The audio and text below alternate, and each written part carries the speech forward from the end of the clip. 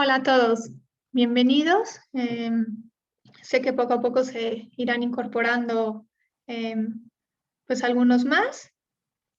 Y bueno, primero me quiero presentar. Soy la maestra Isabel Delgado Tomás. Yo soy psicóloga y de ahí tengo bueno, dos especialidades en desarrollo y orientación familiar, una en desarrollo humano y soy terapeuta certificada en psicoterapia MDR y generalmente doy cursos, talleres, también soy maestra en algunas universidades y tengo mi consultorio privado en el que, bueno, pues doy acompañamiento y psicoterapia desde hace pues ya más de 7 años aproximadamente. Y un poco cómo va a funcionar esta conferencia. Voy a ir exponiendo un poco los temas y ya al final tendremos pues, un espacio en los últimos 10, 15 minutos para abrir un diálogo pues, con algunas preguntas. Sé que no todos los son de el área de psicología o neuropedagogía. Y bueno, he intentado como aterrizar unos conceptos que son un poco complejos, pero que a todos nos va a ser, yo creo que de mucha riqueza adentrarnos en ellos. Y el tema central de la conferencia tiene que ver con la resiliencia y cuáles son los apoyos, pues en especial a través del manejo emocional, que nos ayudan a generar la resiliencia. La resiliencia es un tema que ha estado como de mucha novedad, han sacado muchos libros, muchas investigaciones, desde que Boris Cyrulnik, que es un poco quien acuña el término, eh, aunque claro que las cualidades de la resiliencia ya estaban dentro de las personas, la forma de irlo nombrando, de irlo investigando, pues es relativamente nueva. No quiere pasar la diapositiva. Ahí está. Este es un poco el resumen ya preparado, donde nos vamos a ir metiendo tanto el concepto de resiliencia como si son ventanas hacia la neuroplasticidad y que se puede ir contando y potenciando todo esto a través de un adecuado manejo emocional. Entonces, pues aquí finalmente, para entrar en el tema de la resiliencia, tenemos que cambiar un poco la perspectiva en la que generalmente estamos como sociedad globalizada, postmoderna, individualista, que estamos como muy centrados a la perfección, al logro y que el crecimiento generalmente viene, ¿no? De esos logros y de las cosas en las que salimos, ¿no? Como victoriosos. Y justamente la resiliencia plantea que es en las oportunidades de dificultad, en lo imperfecto, en el caos, en el no saber, donde se generan las mayores ventanas de posibilidad de crecimiento. Y un poco es lo que la imagen esta quiere pues, expresar.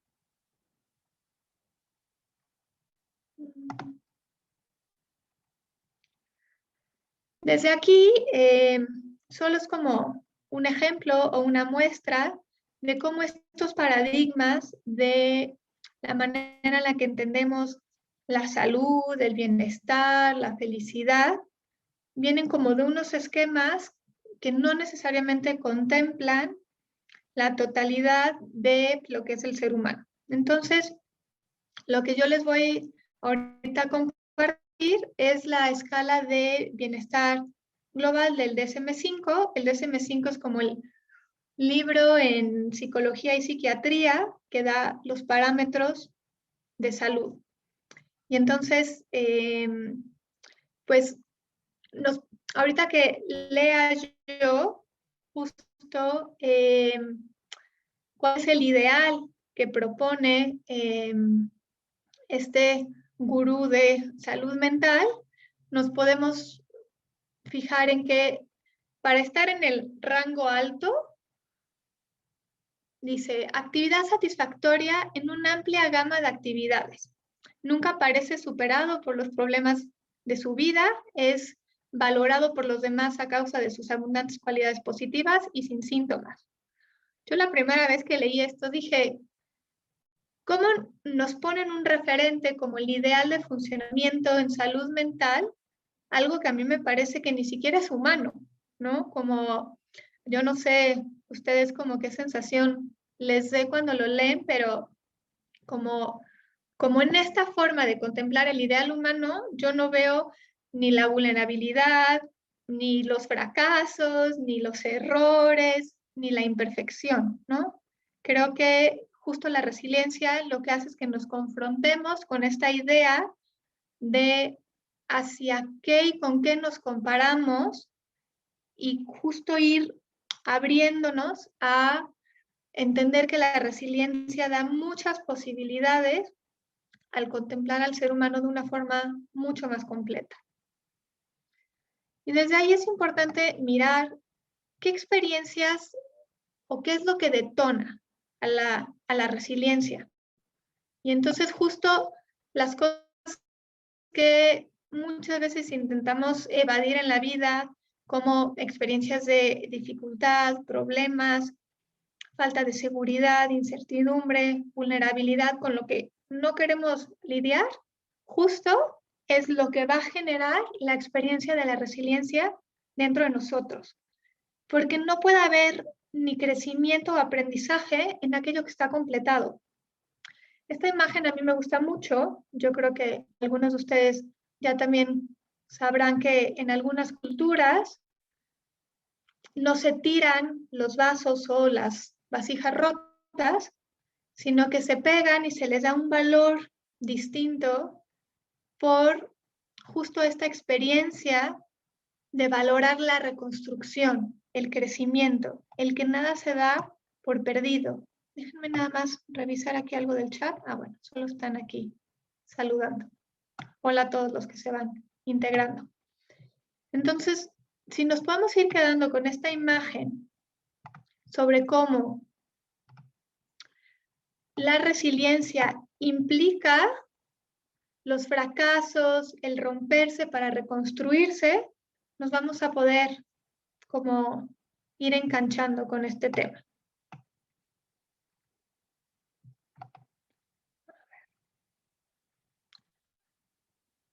Y si justo las dificultades y la vulnerabilidad son experiencias humanizadoras,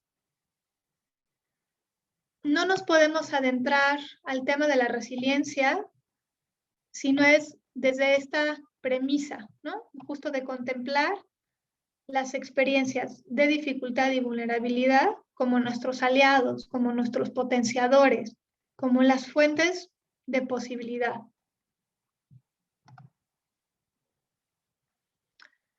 Y bueno, a mí esta mujer me encanta, es una de mis gurús.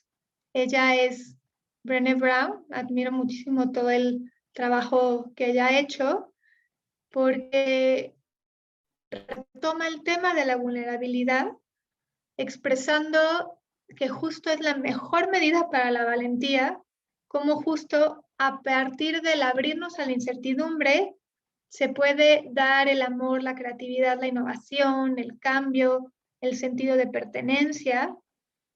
Y nos va dando también ella como pautas de cómo ir haciendo más acogible esta experiencia de la vulnerabilidad. Y ella, dentro de estas pautas pues, que nos va compartiendo, me gusta mucho cómo ahorita esta frase la vamos a retomar con el manejo emocional, pero creemos que nos podemos insensibilizar ante las emociones desagradables, que tiene que ver con esto que hemos empezado a hablar sobre como la incertidumbre, las dificultades, los problemas, generalmente los dejamos a un lado,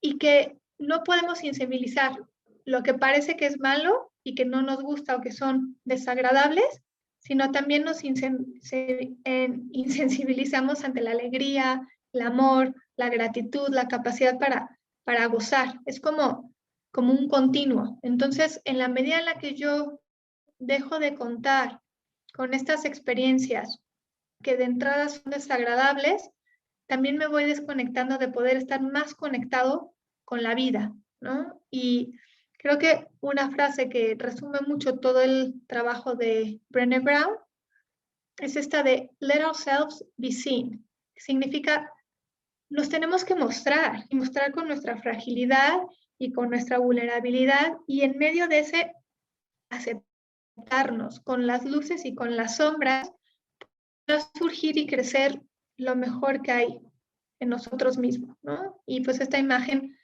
me gusta mucho porque se ve ella así auténtica, sin maquillaje, con esta sonrisa y pues con esta palabra de valentía, ¿no? Marcada en el pecho como esta forma en la que ella nos invita a poder adentrarnos pues a la vida.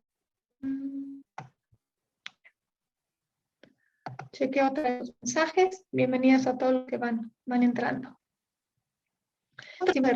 Nick Vujicic, que es una persona que nació sin brazos y piernas y que es el actor principal de un cortometraje que se llama El Circo de las Mariposas. Para quien no lo haya visto, se lo recomiendo mucho.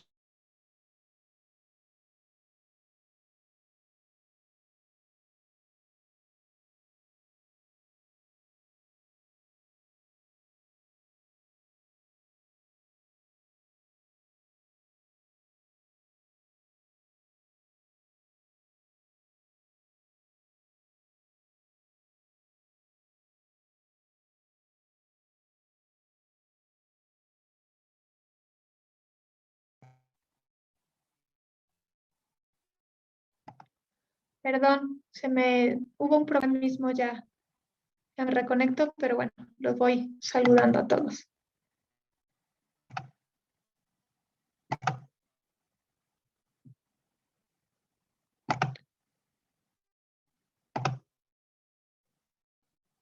Espero que ya no haya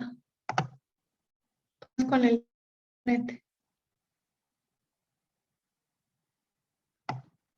No sé si me escucha o si me estoy trabando. Si por el chat ya me puede decir que se escucha bien.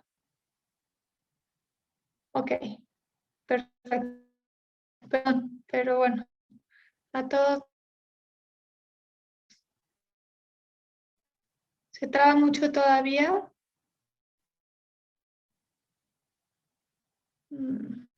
A ver si me acerco un poquito más al de, si puedo más.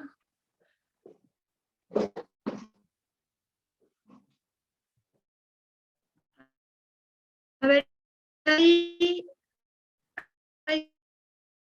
¿cómo se escucha? ¿Se escucha mejor? Es que tengo la rayita.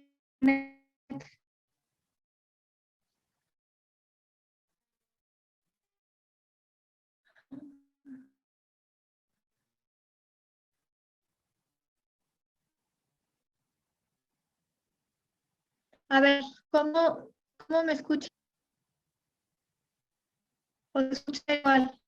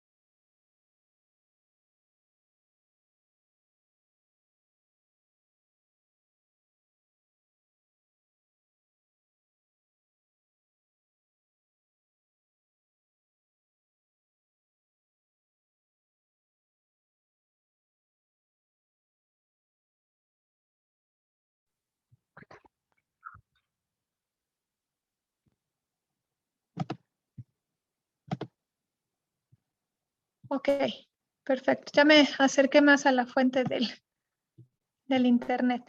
Ok, una disculpa, pero ya continuamos. Entonces, bueno, les comentaba, Nick Vujicic es pues un hombre que es testimonio de la resiliencia, y justo en este cortometraje, donde él es el protagonista, habla de cuanto mayor es la lucha, mayor es el triunfo.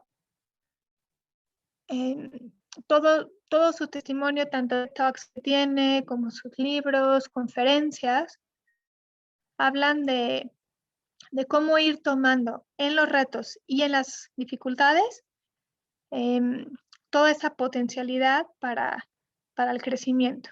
Entonces es como ir cambiando poco a poco la mirada con estas frases, con ir definiendo la experiencia de la resiliencia. Y finalmente, justo ir cambiando la mirada es ir viendo que a través del sostenimiento del sufrimiento se puede crecer a través y en presencia de las dificultades. O sea, justo a través de las experiencias adversas es cuando acontece la posibilidad del crecimiento. Y como les decía hace rato en contraste con el DSM-5, la resiliencia nos amplía la visión de la respuesta humana ante la adversidad. Porque no solo resistir, sino como les vengo comentando, que podemos crecer y afrontar en ese ejercicio de cómo estamos ante las dificultades. Yo creo que aquí me siguen escuchando bien, ¿verdad? Nada más para saber si sigo adelante. Ok, muy bien. Ahora, el tema de la resiliencia a veces no tiene que ver tanto con la experiencia de la dificultad o con la experiencia traumática en sí, sino cómo cada quien, desde los recursos que tenemos, hacemos una aproximación para afrontarlos. Y ahí yo creo que cada uno de nosotros podemos ver muchos testimonios de vida que nos impactan y que nos dicen, pero ¿cómo ante tantas experiencias de dificultad la persona no solo sigue entera, sino que da un testimonio y hay espacio para la posibilidad y para la creatividad? Y mucho nos vamos a ir centrando en cómo ir afrontando las dificultades a través del manejo emocional, del apoyo del entorno, y que pues esto nos lleva a comprender también la experiencia de lo que es el estrés traumático. Entonces, ¿cómo vamos a sostener la incertidumbre y la dificultad? Si justo pues la resiliencia como que nos viene invitando a entrarle a estas experiencias, pues de entrada no es tan fácil abrirnos a ellas porque hay algo amenazante. Yo creo que aquí a ninguno la primera cosa que nos surge entre la incertidumbre y la dificultad es como una experiencia de expansión. O sea, todos ante la incertidumbre y la dificultad generalmente nos damos un paso para atrás, mueve cosas desagradables en nosotros, y hay que ir entendiendo cómo podemos ir sosteniendo ese primer impulso que es como el echarnos para atrás, cómo quedarnos ahí para que justo a través de ella surjan estas oportunidades de las que he venido hablando. Y aquí Carl Rogers, que es pues el padre de la psicología humanista junto pues con Maslow y otros, habla de un concepto que va a ser fundamental para que podamos entender esa capacidad que tenemos de sostener la dificultad y la incertidumbre. El individuo posee la tendencia inherente de actualizar y desarrollar su organismo experienciante.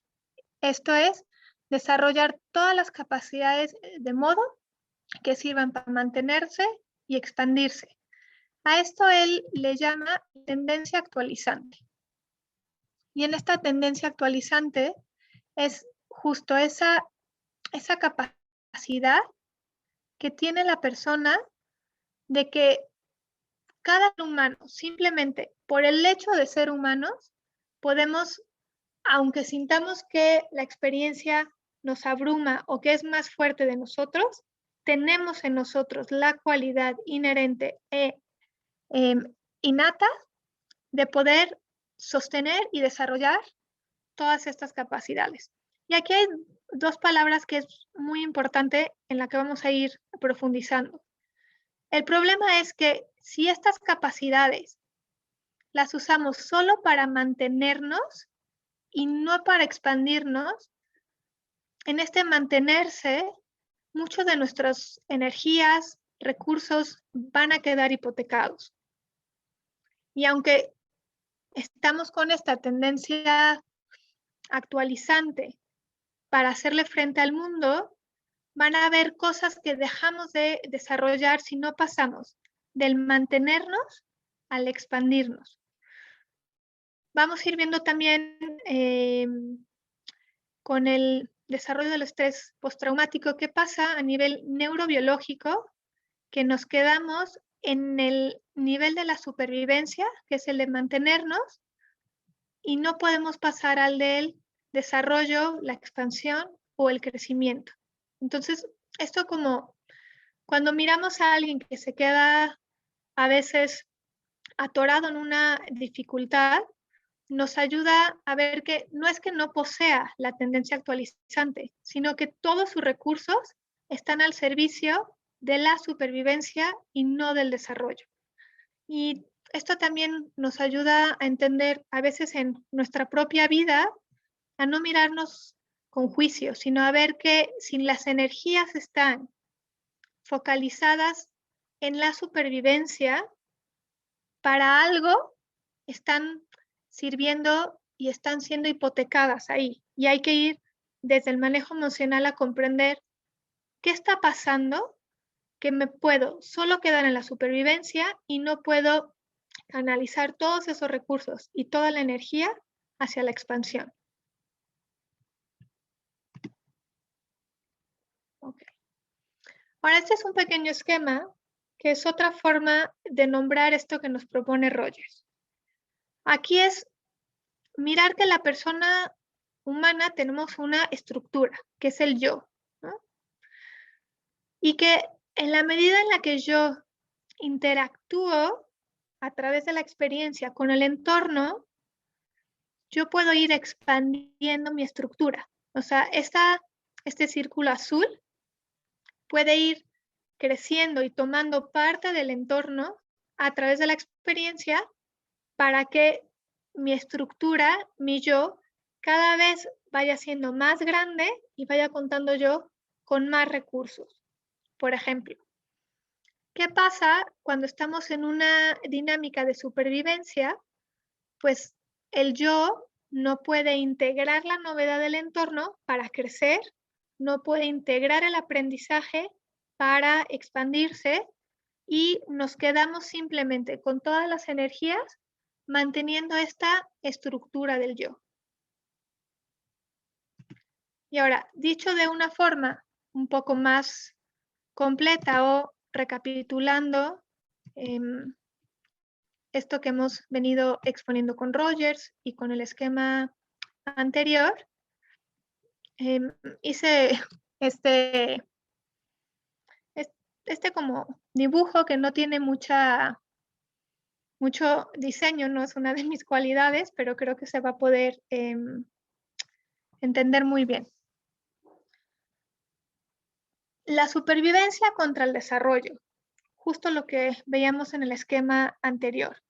Aquí están las exigencias, las amenazas, las demandas, las experiencias difíciles, la incertidumbre, la vulnerabilidad, bueno, todo lo que puede llegar a ser puesto sobre nuestra persona.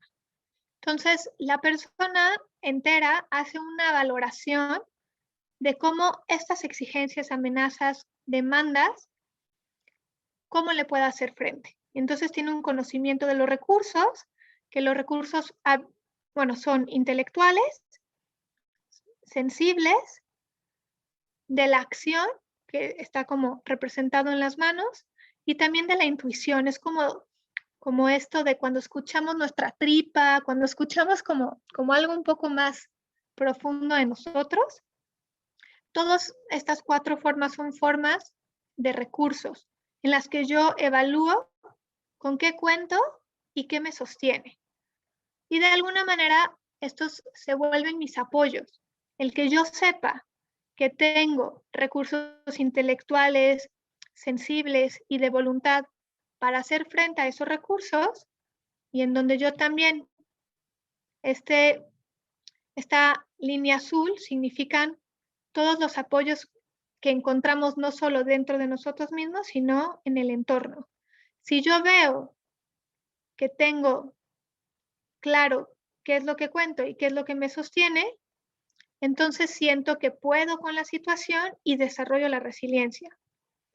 Si las exigencias, amenazas, demandas, experiencias de inseguridad, vulnerabilidad son muy grandes y la síntesis que yo hago es que no tengo los suficientes recursos a la mano y no tengo las suficientes apoyaturas externas, voy a concluir que no puedo con la situación y no voy a desarrollar la resiliencia y me voy a quedar en un círculo de sufrimiento.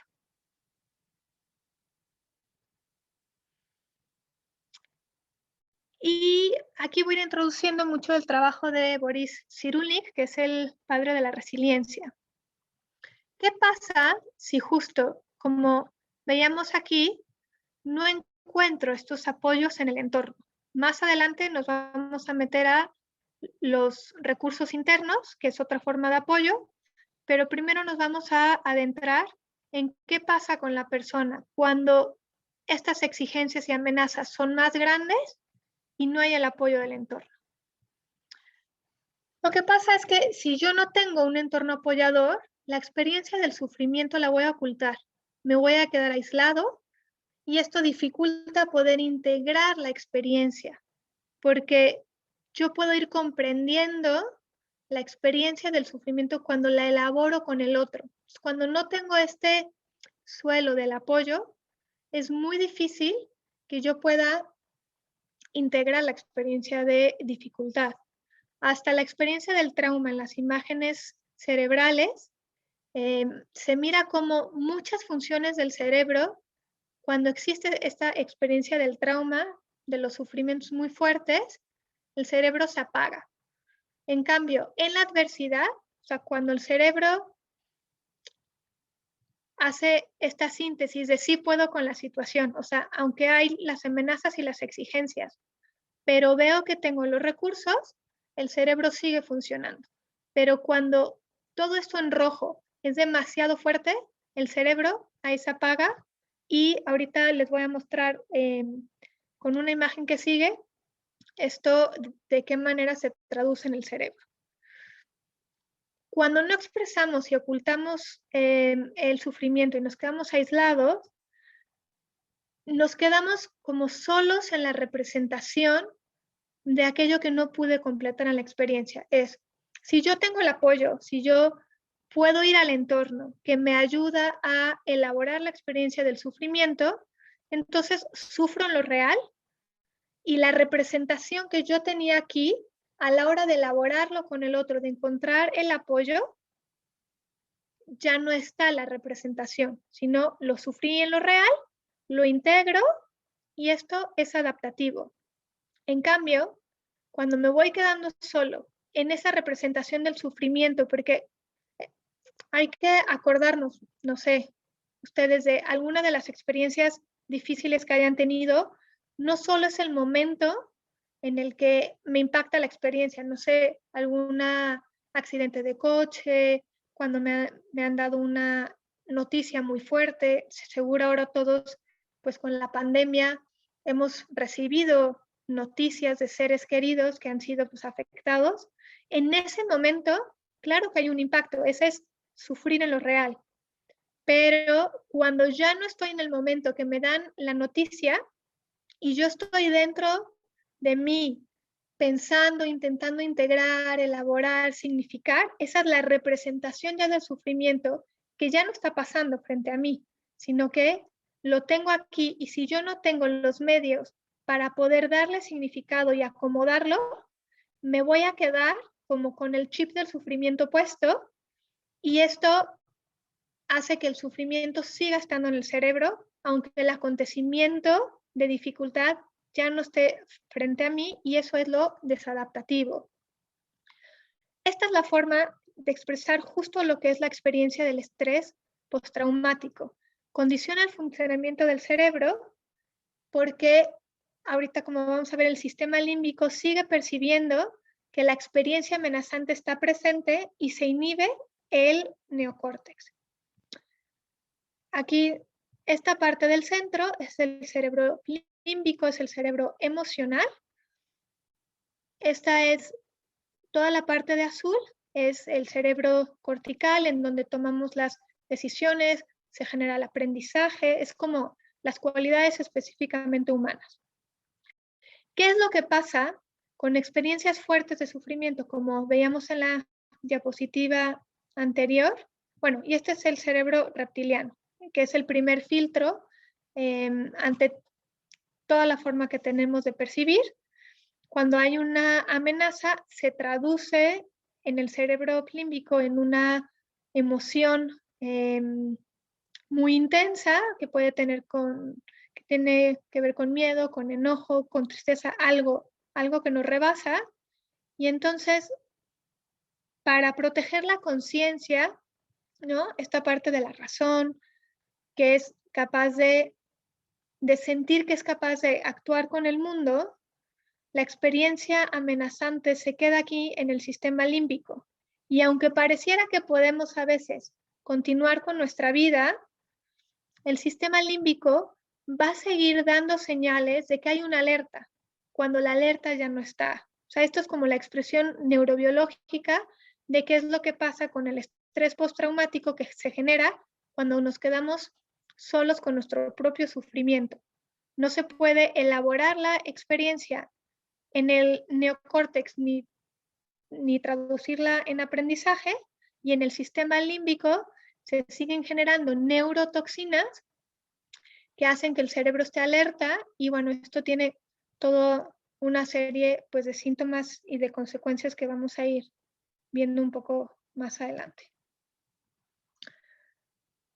Otra forma de explicar lo que pasa con las reacciones emocionales intensas, que si no encuentran cómo significarse, se convierten en estrés postraumático, es que las reacciones emocionales interfieren en la integración de la experiencia a través de los esquemas de memoria. Y como les decía, esas experiencias se quedan aquí disociadas de la conciencia en el sistema límbico y solo van siendo accedidas a través de sensaciones vagas de ansiedad, a veces en sueños, en flashbacks, pero no están realmente disponibles en la conciencia porque no llegaron al neocórtex, se quedan en esta parte del sistema límbico. Y las memorias traumáticas generalmente persisten porque como no podemos ir a razonar con ellas ni hacer uso de nuestros recursos, es como si ante la reacción emocional intensa se corta la comunicación de ese significado, bueno, de esa experiencia para integrarlo con el significado del neocórtex, y generalmente estas experiencias traumáticas no se pueden como narrar vivamente, quedan vagas, fragmentadas, porque justamente lo que, o sea, como función de supervivencia, lo que se hace es, se quedan en el sistema límbico para no pasar a la conciencia porque son amenazantes. No podríamos estar atendiendo esto todo el tiempo. Y bueno, este es un esquema un poco más complejo, pero en donde se muestran todas las relaciones de cómo el estrés postraumático, que es el TET, es el resultado de todas estas alteraciones biológicas y psicológicas cuando se percibe justo lo que estaban las flechitas rojas, ¿no? Amenazas, experiencias difíciles, inseguridad, Y entonces la amígdala se queda como constantemente encendida. La amígdala es una de las principales partes del sistema límbico e inicia esta conducta defensiva y que a la vez también altera todo el funcionamiento del estrés, intoxicando al cuerpo constantemente con el cortisol, y luego el cerebro percibe también esas señales y se hace pues como todo un círculo de retroalimentación negativa. No voy a explicar mucho más el esquema, pero sí es importante ver que hay toda una respuesta neurobiológica ante la experiencia psicológica de las reacciones emocionales intensas.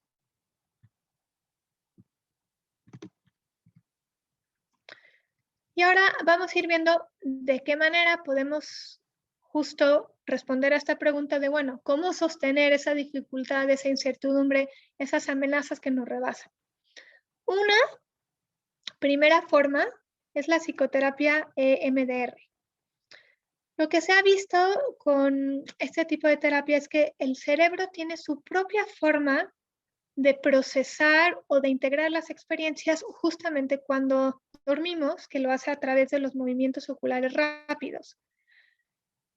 Lo que pasa con las experiencias traumáticas o las reacciones emocionales intensas que se quedan ahí atrapadas en el sistema límbico es durante la terapia accedemos como a esta bola de estambre, a este nudo que no nos deja como avanzar porque tiene hipotecada por la intensidad de la experiencia, y a través de la forma natural que tiene el cerebro de procesar la información, que son con los movimientos bilaterales, se estimula para que esa bola de estambre vaya como siendo digerible y se pueda volver a ser un puente con los recursos del aprendizaje que están en el neocórtex. Entonces, por eso aquí dice que se libera o despeja la sobrecarga del sistema límbico, o sea, el cerebro con la propia forma que él ya sabe procesar la información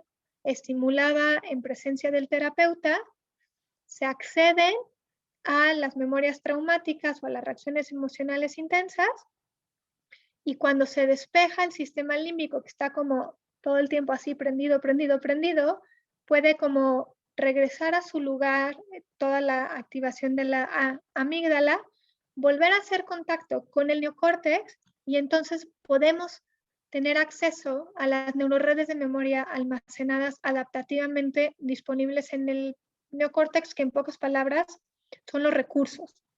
Y entonces dejamos de estar hipotecados por esa función de supervivencia, apoyados con el reprocesamiento, y en donde podemos volver a hacer conexión con pues los recuerdos y los recursos que nos sirven de apoyo.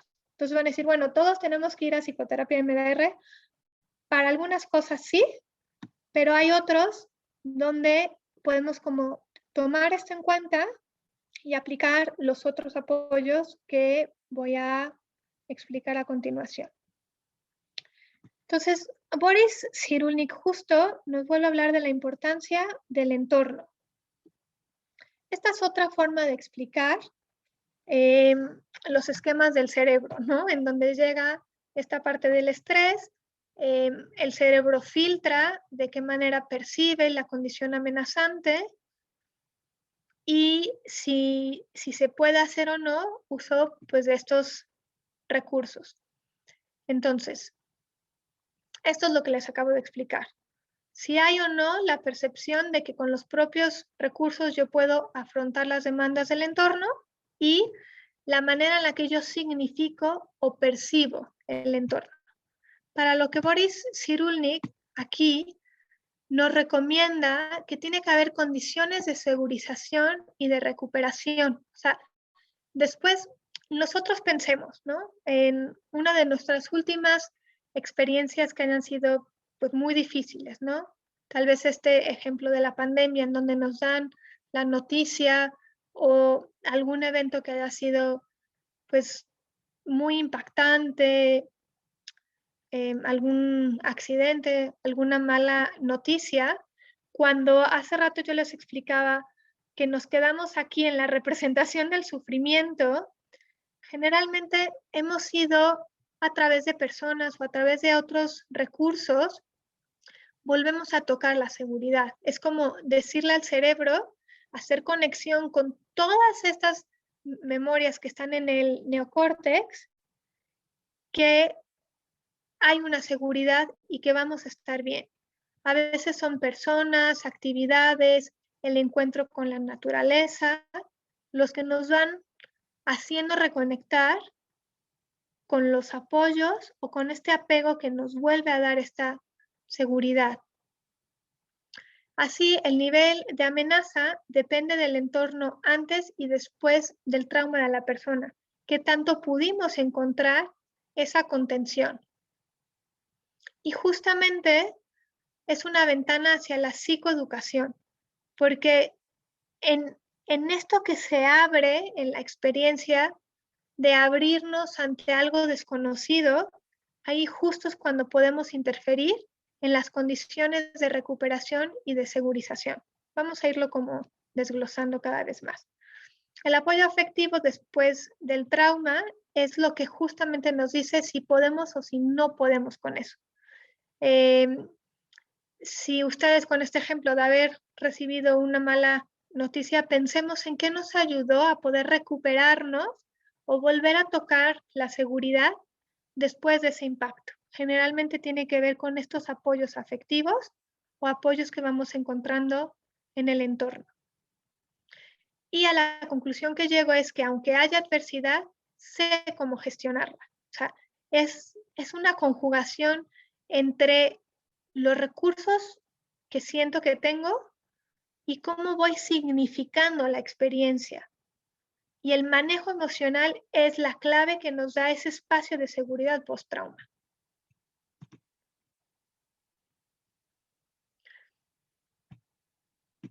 Entonces, aquí dice, aceptación y reconocimiento de la experiencia a través del manejo emocional. Justo lo que nos va a dar ese sostén dentro de nosotros mismos, como veíamos en el esquema de la persona que está aquí como pues con las amenazas, es ir a ver cuáles son mis recursos internos, que sí son intelectuales, pero es desde la inteligencia emocional. Pero aquí el gran problema es, si yo puedo contar con el manejo emocional, que me dice que todo va a estar bien, que a pesar de que fue algo, yo voy viendo, bueno, pero tengo este recurso y tengo esta posibilidad y puedo ir haciendo esto, eso va haciendo que el neocórtex vaya acompañando a que la sensación de la amenaza vaya disminuyendo.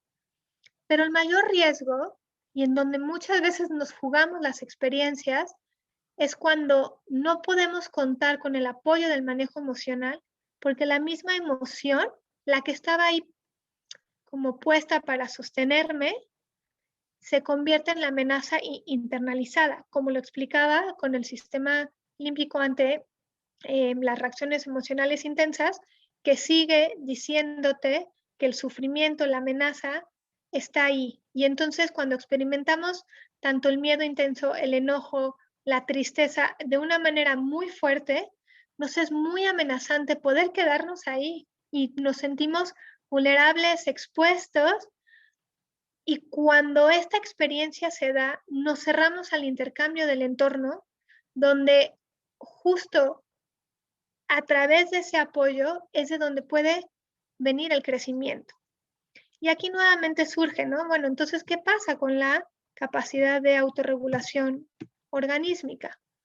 Y es que se queda secuestrada por la función de supervivencia, inhibiendo el crecimiento y el aprendizaje. Entonces la clave está en cómo aprendemos a sostener estas experiencias amenazantes y que no se queden atrapadas en el sistema límbico. Los recursos emocionales que tienen que ver con el manejo emocional y lo que nos puede dar esta capacidad de sostener lo amenazante o la ansiedad, con el manejo emocional es en esta forma de percibir la realidad bañada y coloreada por las memorias, que son creadas en relación con el entorno.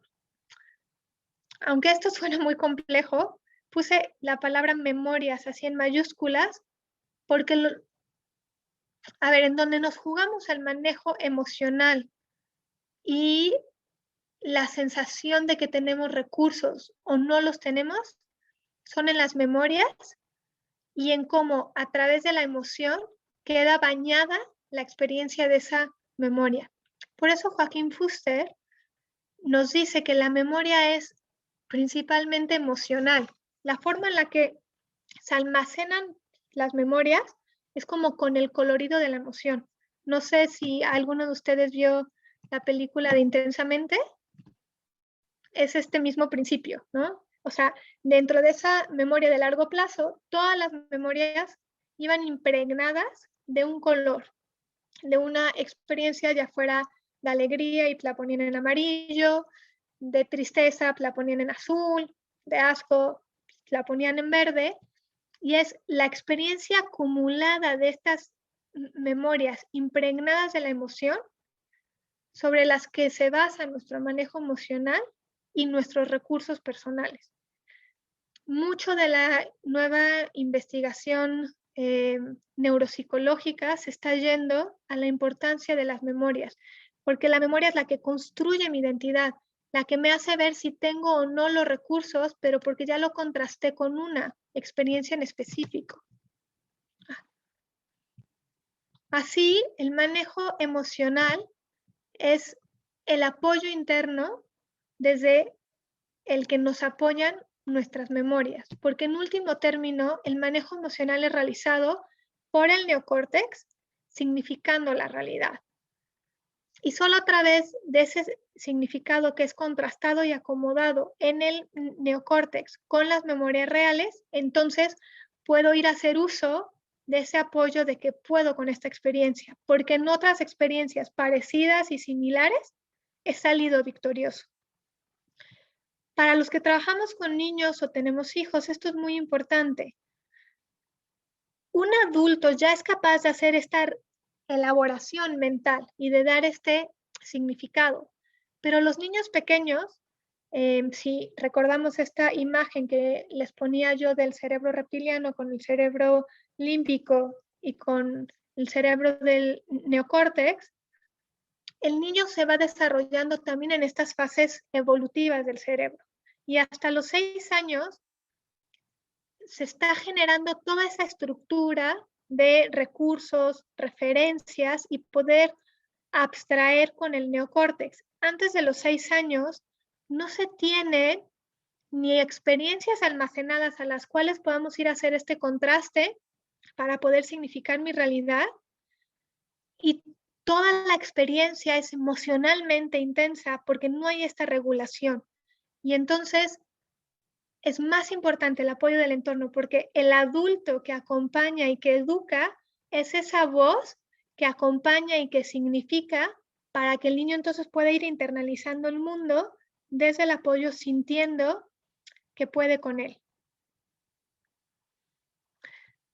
Y aquí puse esta imagen de la película, porque justo lo que están haciendo aquí las emociones es proyectando un recuerdo que sostiene la capacidad para elaborar en el presente la experiencia que es amenazante. Y Boris Cyrulnik nos habla de 3 cosas que nos van a ayudar justo a que esta proyección, esta integración de la experiencia esté mucho más disponible para nosotros. Una es la ralentización, otra es el arte y el altruismo.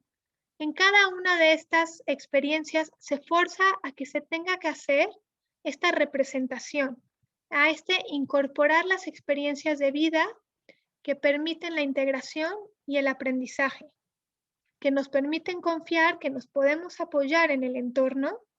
Y entonces, por ejemplo, cuando a través de una película, ¿no? Yo miro un personaje que vive lo mismo que yo, me puedo identificar y me es mucho más fácil hacer esa integración y tocar la experiencia del sí puedo. O como cuando un niño pequeño cada vez va soportando más la ausencia de la madre.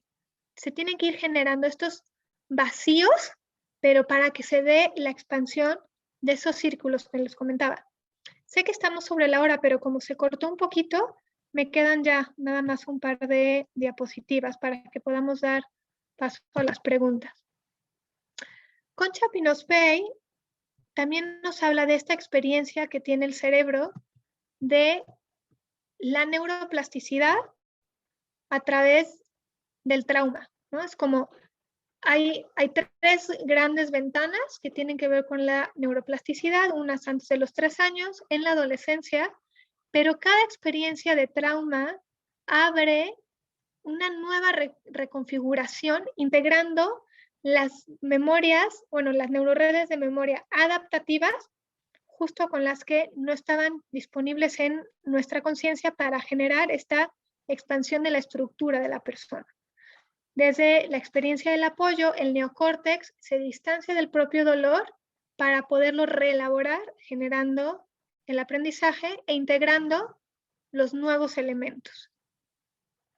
Y finalmente, otro de los recursos que tenemos desde el punto de vista neurocientífico y neuropsicológico es el manejo emocional desde el mindfulness y la psicoespiritualidad. El mindfulness y la psicoespiritualidad se basan en esta capacidad que tiene el neocórtex de la mente para transformar el cerebro.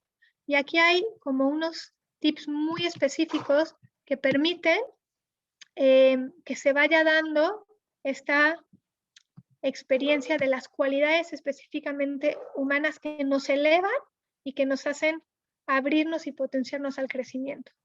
Uno es claro, si yo no tengo en mi vida experiencias reales de acontecimientos positivos, no hay manera que ante la experiencia de dificultad se vaya a hacer esta ponderación en el neocórtex de que yo ya pude y yo ya sé cómo hacer. Entonces, tanto es crear las experiencias positivas como revivir las experiencias positivas. Proyectar y aumentar focalizando en lo agradable, esto es mucho de lo que desarrolla la psicología positiva. La verbalización empática es esta forma de acercarnos como en una voz de alguien que nos acompaña, cómo no me iba yo a sentir con este miedo o con esta tristeza si fue bajo estas condiciones, esta experiencia, esto estaba pasando. La verbalización empática ayuda también para la aceptación y la compasión. Como les digo, bueno, se hace el espacio para el aprendizaje, se toca la gratitud y el sentido, y la experiencia del perdón es una cualidad específicamente del neocórtex que va más allá de lo que estoy sintiendo para que en esta forma de reelaborar yo pueda encontrar un sentido. Y finalmente, la resignificación transforma las dificultades en recursos. Esta es como el escalón en donde se genera la experiencia del aprendizaje y de la neuroplasticidad. La aceptación, la confianza y la compasión, bueno, Rick Hanson es otro de los grandes expositores en resiliencia, son claves para integrar las experiencias del dolor. Todas tienen una base relacional y aquí, bueno, pues la psicoterapia Gestalt nos habla que resarcir los efectos de la ausencia del entorno, o sea, esta falta de apoyo en la que yo no tuve esa experiencia donde el otro me hiciera capaz de saber que puedo con esto, solamente es en ese encuentro con el entorno, en la base relacional, como lo son la aceptación, la confianza y la compasión, para reintegrar lo que ahí se generó.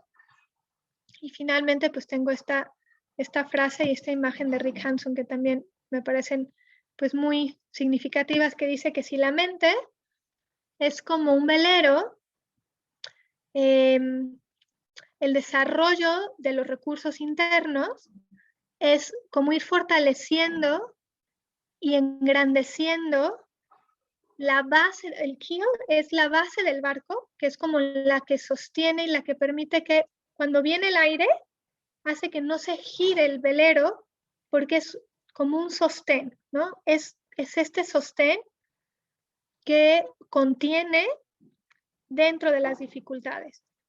Entonces, si tienes esta mente que ha desarrollado estos recursos internos, pues a través de este apoyo, entonces puedes vivir de manera valiente en la confianza de que puedes explorar y disfrutar las aguas más profundas de la vida y que tú puedes gestionar todas las tormentas que te puedan venir.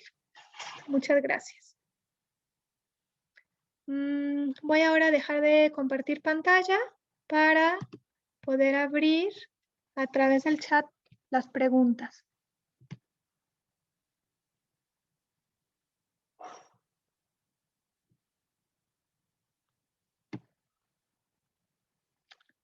No sé si hay alguien que quiera hacer una pregunta, ya sea por el chat o abriendo el micrófono.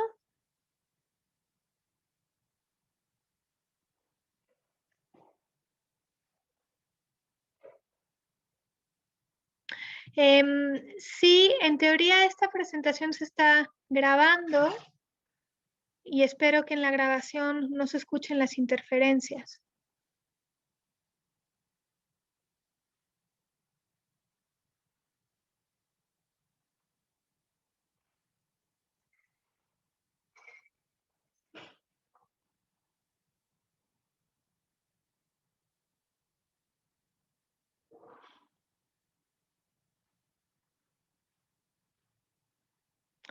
A ver, eres maestra. Hola, Jackie. Maestra en educación primaria y una de mis mayores inquietudes es cómo ayudar a mis alumnos a la gestión de las emociones. A ver, ya van llegando un poco más de preguntas, pero primero te pregunto, Jackie, en esta gestión de las emociones, es siendo nosotros ese entorno seguro que acompaña, lo primero que hay que hacer es validar que aunque la experiencia del enojo, la tristeza, el miedo pueda sentirse muy amenazante, si yo lo acompaño a escuchar, a verbalizar empáticamente, a validar que esas emociones está bien sentirlas y que nos traen un mensaje, es la mejor forma de potenciar a la persona, porque claro, las emociones son estas referencias y guía interna con la que yo afronto la vida. Y si yo no cuento con la sensación de que puedo acceder a ellas, me voy a quedar como muy expuesto y vulnerable y a generar una sobredependencia con el entorno. No sé si con esto te contesto, Jackie, o sea, ante cómo ayudar a los alumnos en la gestión de las emociones a contener, validando y verbalizando empáticamente. Sí, ok. Gracias, Jackie. Voy con la siguiente pregunta.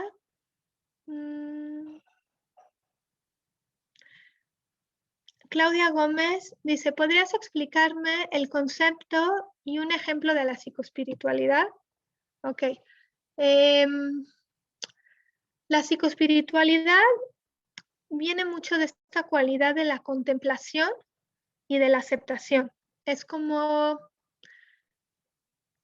es un ámbito que tiene que ver con la inteligencia espiritual, en donde todo esto que acontece a nivel psicológico pueda ser acompañado por la experiencia de la sensación de que hay algo más grande que me acompaña. No tiene que ser necesariamente nombrar, ¿no? Como un Dios, sino es como si la persona en la psicología se entiende enmarcada y envuelta por algo más grande que invita a la confianza. Y entonces ya no se queda solo en esta experiencia individual psicológica, sino que cuando nos abrimos a esa trascendencia, por eso es psicoespiritualidad, cuando me abro a eso que es más grande que yo, puedo descubrir y captar también otras cualidades que no solo están dentro de mí. Bueno, no sé si fue ahí como muy clara, pero bueno, es un mundo apasionante. Es la persona que se abre hacia la trascendencia. No sé si con esto te queda un poco más Claro, Claudia. Déjenme ver que me conteste Claudia.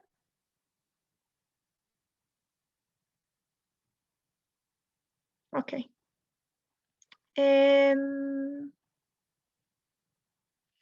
Me pregunta Adriana, ¿consideras que el psicoanálisis ha cambiado la confianza por la resiliencia? Ah, no entiendo muy bien tu pregunta. Si pudieras abrir el audio, Adriana, para que me expliques un poco más sobre esto, como para entender más el contexto.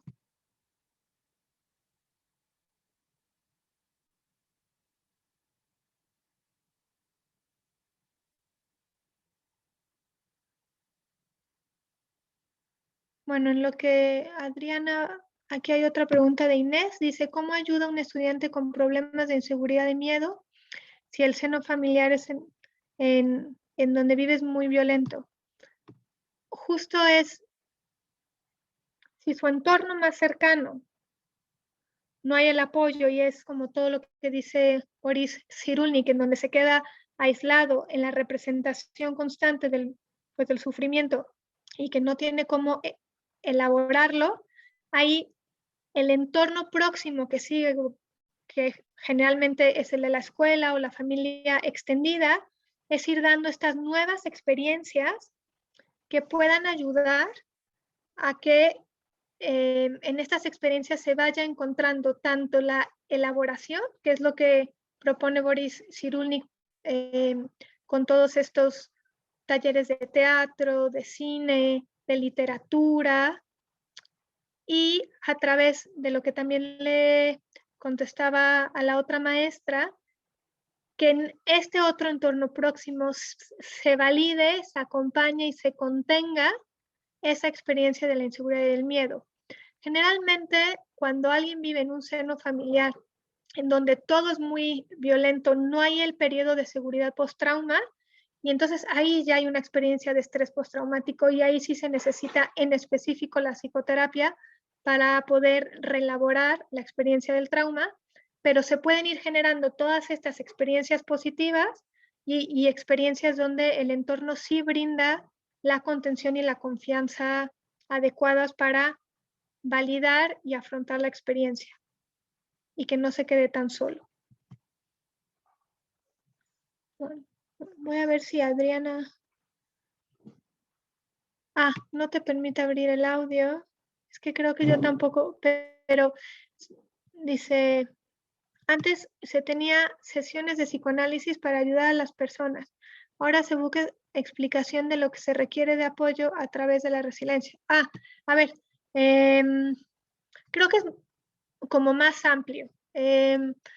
Hoy hay muchas ramas de psicoterapia, sigue existiendo el psicoanálisis y hasta el psicoanálisis relacional, y está la terapia cognitivo-conductual, están las terapias humanistas, hay estas terapias un poco ya más neurocientíficas como la terapia EMDR, y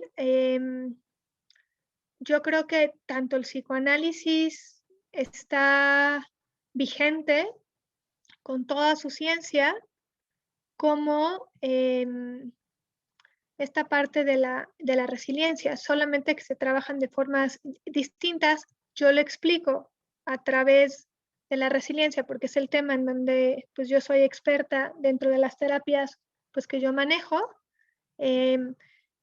La verdad, no sé cómo el psicoanálisis aborde, ¿no?, la experiencia de la resiliencia, pero yo creo que de alguna manera toca cómo la persona necesita ir, o sea, no sé si para el psicoanálisis sea cuando algo está en lo inconsciente para que pase al consciente, necesita ir encontrando pues los recursos suficientes eh, de que puede acoger o que sabe afrontar eso que está en el inconsciente y que le es amenazante. La verdad, no lo sé porque no soy tan experta en psicoanálisis.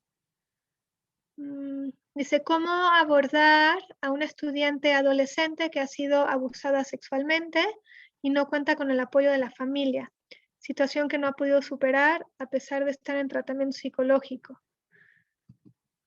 Aquí habría que pues ir a personalizar la manera en la que esta persona está recibiendo el tratamiento psicológico para situaciones de estrés postraumático. Cuando hay abuso sexual o cualquier otro tipo de abuso, yo sí recomiendo ampliamente la psicoterapia EMDR porque trabaja de una forma completamente distinta con el cerebro completo en la reelaboración de la experiencia.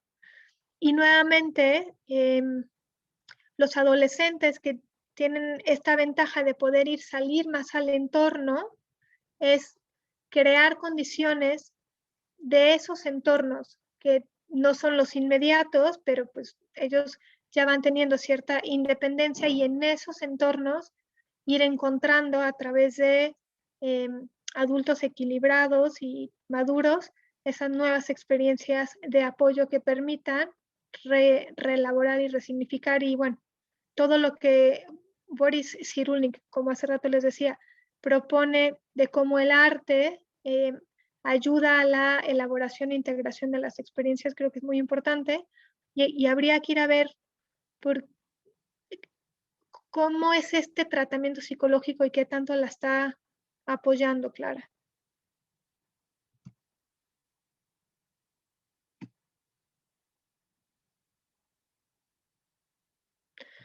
Y bueno, finalmente aquí Macastro nos dice que desde el análisis que acabo de plantear, cómo en lo real se puede ayudar a alguien que tiene pensamientos suicidas.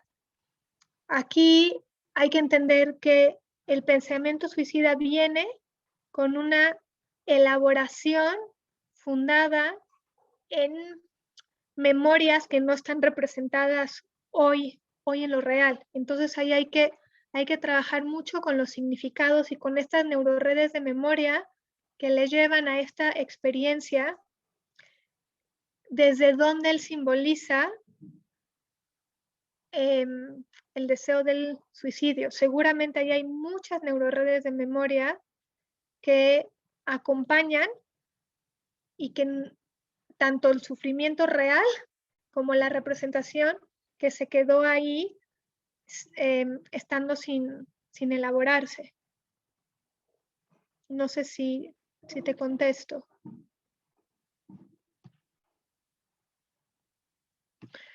A ver, la mayor, aquí otra vez, una estrategia aplicable en niños es no invalidar las emociones, acompañarlos a nombrarlas, a sostenerlas. O sea, el manejo emocional es este apoyo, como en el velero, para que cualquier experiencia de resiliencia o de afrontamiento es el pilar de puedo o no puedo con la experiencia. Y desgraciadamente en centros educativos y como, bueno, yo soy madre de 3 hijos y en la cultura tenemos como muy implantados invalidar las emociones de los niños y las experiencias de los niños e imponer las experiencias del adulto. Entonces, siempre el primer paso para la resiliencia y para el manejo emocional es la validación y acompañar apoyando. Por ejemplo, en la semana tuve un paciente que me decía que le era muy significativo cómo justo en psicoterapia lo que se daba era el apoyo y la compañía para entrar a tocar sentimientos y emociones que por sí solo eran tan amenazantes que él no le podía entrar. Entonces, toda la idea del apoyo y de la contención es como permitirle al niño decir, se vale sentir esto que puede ser muy fuerte, pero estoy contigo y lo vamos elaborando juntos, validando la experiencia. A ver. Ay, perdón, es que déjame ver en dónde quedó. Ay, no encuentro tu pregunta, Bernarda. Ah, aquí. ¿Cómo ayudar a otros en la identificación real de la diversidad de los apoyos con los que cuenta sin invalidarlo?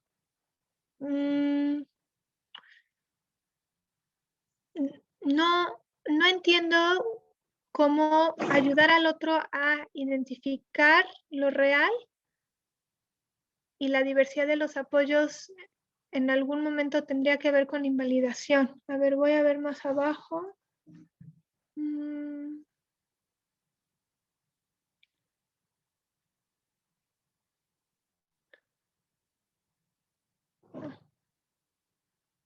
Ajá. No sé si me puedes aclarar, Bernarda, de qué manera tú construyes que apoyar. A ver cómo fue tu pregunta.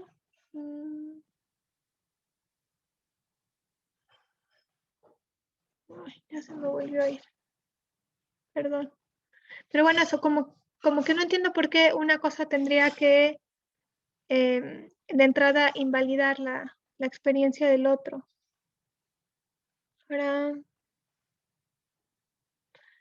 perdón, es que se me suben y se me bajan todas las preguntas. Ajá.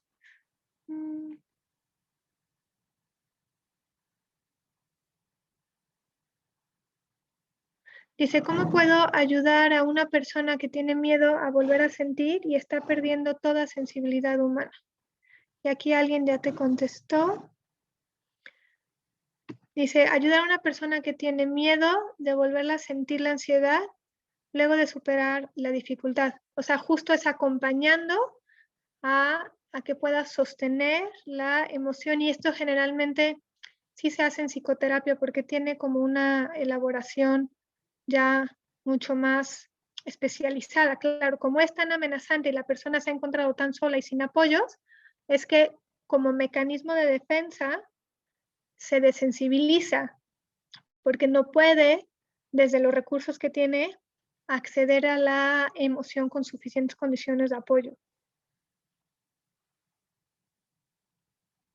Nuevamente aquí es bueno, nombrar, conocer, o sea, cuáles son las estrategias que puedes utilizar para trabajar las emociones en los niños, que las puedan conocer, que se sientan con la libertad de nombrarlas y de validarlas.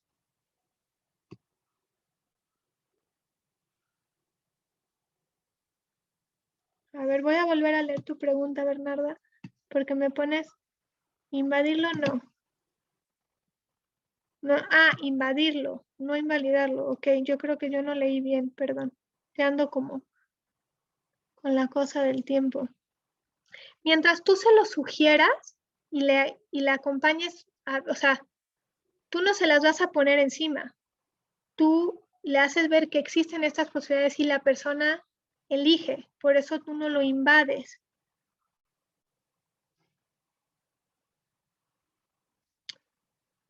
Ajá. Dice, ¿cómo ayudar a otros en la identificación real de la diversidad de los apoyos? Y bueno, que realmente la persona, una cosa es que un adulto te diga, yo estoy aquí para apoyarte, pero los niños y los adolescentes son súper listos para descubrir si realmente ese apoyo está o si no está. Y luego, generalmente, como mucho del sufrimiento que se queda aquí sin elaborar es el que proyectamos en la realidad. Hay una película nueva en Netflix que se llama Familia Instantánea y que justamente tiene que ver con niños que han sido pues abandonados por sus padres y es muy interesante ahí ver cómo esta adolescente, aunque el apoyo está ahí, no lo puede reconocer porque justamente como su forma de seguridad ha sido no puedo contar con el entorno porque fue su forma de protegerse, no yendo al entorno, ahí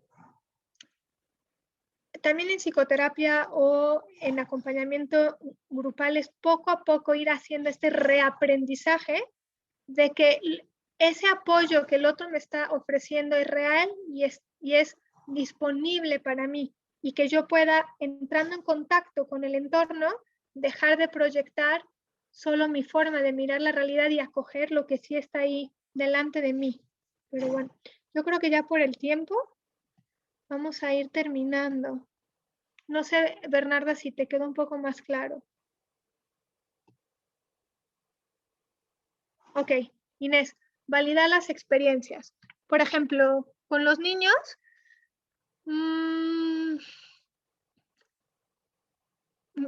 no sé, cuando se caen y se lastiman. Pareciera que por nuestras propias estructuras, como de evitar el sufrimiento, a veces de lo primero que decimos es, no, no llores, ya estás bien.